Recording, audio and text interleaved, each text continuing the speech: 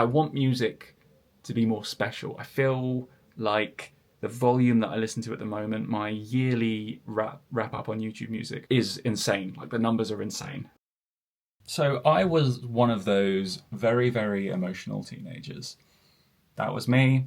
I felt things very strongly as a teenager. And the way that I dealt with those emotions, we're jumping in right at the deep end here, the way that I dealt with those emotions was through listening to music. When I was in the moment and feeling overwhelmed with anger or sadness or jealousy, nothing was able to help in the way that just like putting my headphones in and turning the music up to like full volume, damaging my hearing, and just like being there with the music. Nothing could help in the way that that could.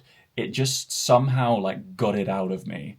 And that was my teenagehood. That was how I coped with existing throughout my entire teenagehood. This iPod, this exact iPod, was a lifeline for me. You might be saying, well, that's not the worst coping mechanism. There are certainly more destructive coping mechanisms that I could have got involved with to help me with the overwhelm of emotions of being a teenager, and you would be right. I would agree with you there.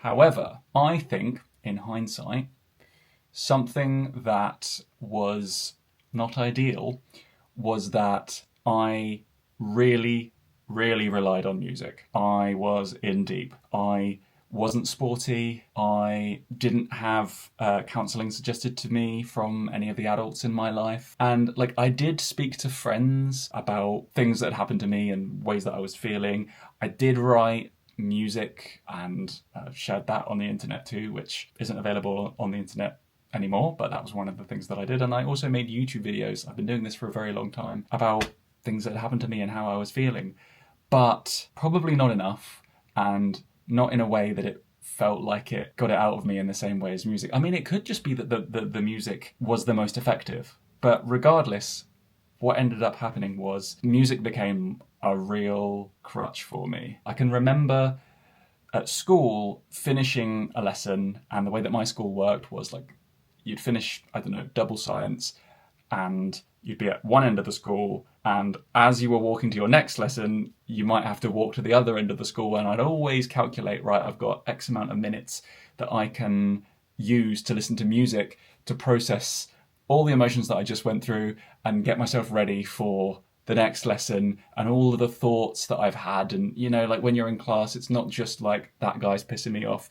It's also like, as a school kid, I was always having thoughts about like, oh, this is what I want to do in the future. Like, this is my dream. At the time, I think I wanted to be a YouTuber at school. I think that was happening that early, and, you know, wanted to be a musician as well, all these things, or you were thinking about a girl that you fancied, whatever it might be. The music helped me sort of like, all right, we'll just have a song or two and we'll work through that whilst we're walking to the next lesson on the other side of the school. It was quite a big school, by the way. That's why, you know, sometimes I had 5 minutes walking between lessons. And I can remember there was a teacher who was a really nice guy called Mr. Smith, but he would always tell me off and say, Craig, you're being antisocial, go and chat with your friends.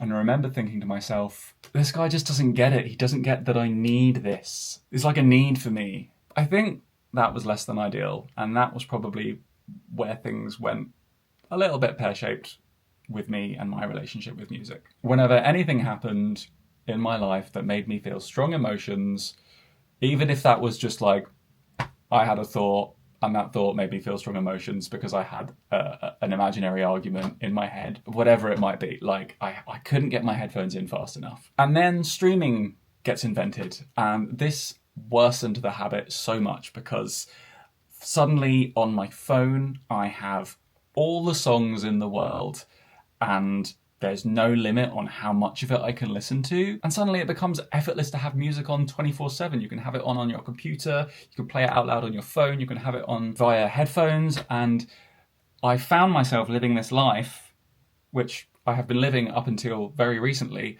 where every single opportunity I will be listening to music, whether that's washing up, using the bathroom, driving somewhere, working, like you name it. If there's an opportunity to, I was listening to music, and all sorts of music as well. not just the relaxing lo-fi stuff that a lot of people like to have on in the background whilst they're living their life and working and stuff. Like, I was listening to punk and metal just as I had been all the way through my teenage years at all times of the day. And that brings us to now.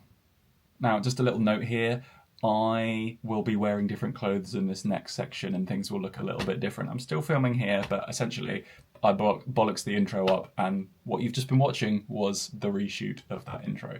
Okay, it's now January 2026 as I am recording this video, which feels bonkers to say. I am 31 years old, and something that I would like to change about my relationship to music is that I would like it to feel special again. I would like to be comfortable sitting in silence and not need to have music playing just out of habit. I don't feel like I need it to process being alive anymore in the way that I did. I actually find it quite jarring having it on all the time. So I've already started the process of breaking this habit. A couple months ago, I made a video about rediscovering this iPod Nano and filling it with albums that I had physically bought, CDs that were my favourite records that I considered no skip. As in, I wouldn't skip any of the tracks on them. I would just let them run the whole way through because every song is gold. Now, I have expanded on that collection and I have got all the albums that I think, I'm pointing there because they're up there and I'll show you some B-roll of that in a second. I have expanded on that and I have got a collection of records now that are no skip and a single skip that are my favourites. What I'm going to do is I'm going to add everything to this iPod, and I'm not going to delete my streaming account because I don't hate Joy. I still want to be able to discover new music and listen to stuff on streaming, but I'm not going to have it on my phone anymore. I think that is the issue, is that when it's on your phone and it's in your pocket all the time, the temptation, in the same way that the temptation to scroll Instagram, which I have also uninstalled and I'm not on social media anymore. I also made a video about that. But it's the same principle in that it's like there and it's a habit. And, you know, like sometimes in order to break a habit, you need to stop dangling the carrot in front of your own face. I have learned from therapy, because I did actually go to therapy in the end, that oftentimes there are habits that you get into that serve you in earlier life that then don't continue to serve you, and yet you still do them because you've just always done them. Now, this is a much less extreme version of that, and frankly, I'd rather be someone that needs to have music on all the time than have a much more unhealthy addiction. But I still think that I would like to just not completely stop listening to music. That's not what I'm saying. I don't want to be someone that completely is just like, I'm going to be a hippie and just sit in silence all the time and listen to the birds chirp 24/7.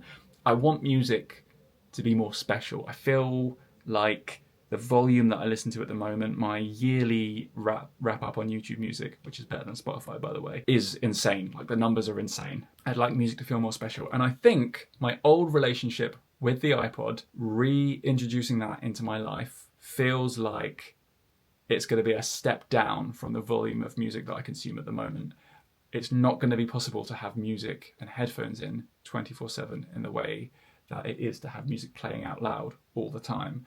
You know, I'm sure that you've got this as well, but I've got all these playlists of all these random songs that I've heard over the years, but, you know, I don't particularly like the artist, or I don't particularly like other songs of that genre, or whatever it may be, but I've got all these random playlists because it's like, well, I like this song, but I don't want to lose this song. I've recently been thinking, like, why? Why do I care? I don't have an emotional connection to it.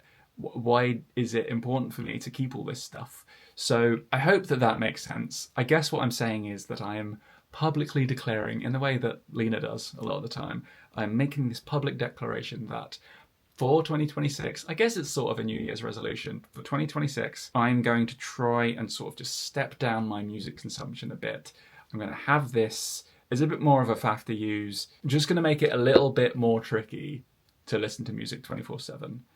And I would like to experience more silence. I know it sounds a bit hippie for me to be saying that, but just, it's nice sometimes to just go on a jog and just hear nothing. I think that will make me less stressed in 2026. So that is my big public declaration of what I plan on doing. Have I said everything that I want to say in this video? That is everything that I wanted to say.